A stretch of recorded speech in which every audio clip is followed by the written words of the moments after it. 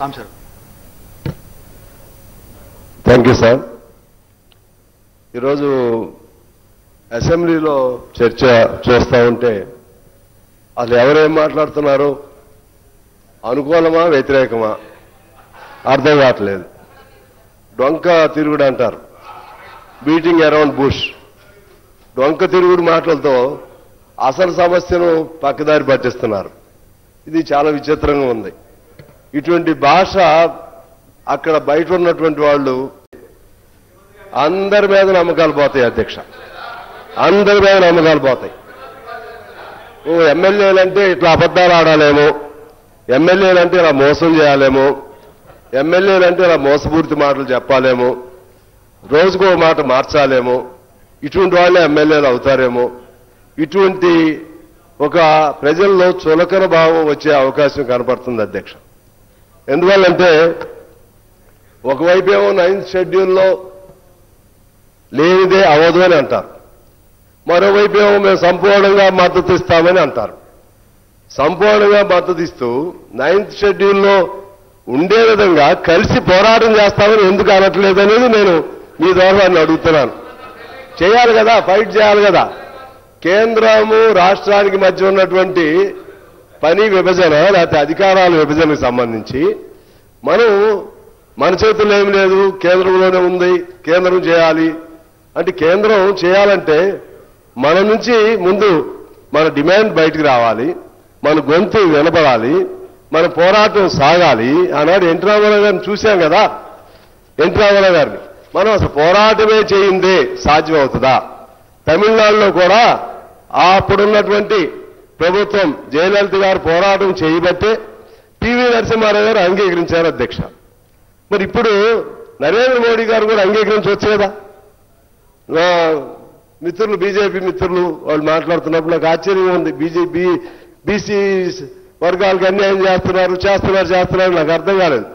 BC వర్గాల కంటే కేంద్రంలో ఉన్న వాళ్ళు అన్యాయం చేస్తున్నారా, రాష్ట్రంలో ఉన్న వాళ్ళు అన్యాయం చేస్తున్నారా? ఇప్పుడు ఎక్కడ ఆగుతుంది? ఇక్కడ పంచాయతీ ఎక్కడొచ్చింది, ఇక్కడి నుంచి బిల్లు అయిపోయింది. బిల్లు అయిన దాన్ని ఆపుతున్న వాళ్ళు ఎవరు? ఆపిన వాళ్ళు అన్యాయం చేసినట్లా, రాష్ట్రంలో వాళ్ళు అన్యాయం చేసినట్లా విచిత్రంగా వినపడుతుంది అధ్యక్ష. రకరకాలుగా కుంటి సాగులు, రకరకాలుగా అన్ని సినిమాల్లో ఆ రోజుల్లో నాగభూషణ్ గారు ఇటువంటి వాళ్ళు ఉండేవాళ్ళు, వాళ్ళు గుర్తొస్తున్నారు అధ్యక్ష. ఇది సరైన పద్ధతి కాదు.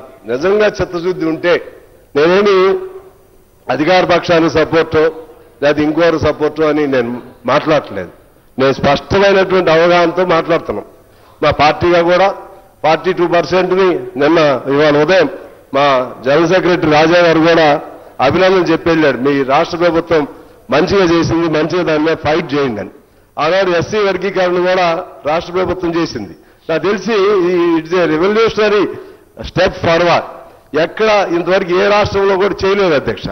దీనిపైన మనం తీసుకుని ముందుకెళదాం.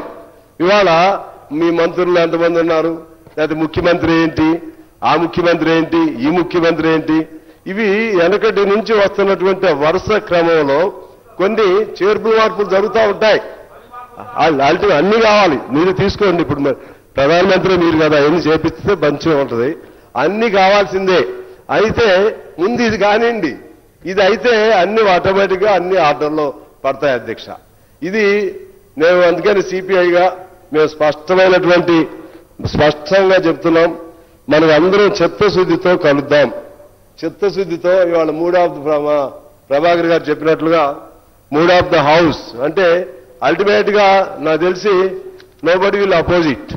కానీ ఇన్ని మనం శాపనార్థాలు ఇన్ని రకాలు మాట్లాడినా ఇప్పుడు ఫైనల్ గా పాసింగ్ ఆఫ్ చెప్పినప్పుడు అందరూ చేతులు ఎత్తాల్సిందే. మరి అందరం చేతులు ఎత్తినప్పుడు అంటే mood of the house unanimous గా అయినప్పుడు గవర్నర్ గారి బాధ్యత కూడా ఉంది. గవర్నర్ గారు దీన్ని మళ్ళా పైకి పంపించడం అంటే ఇది అన్యాయం.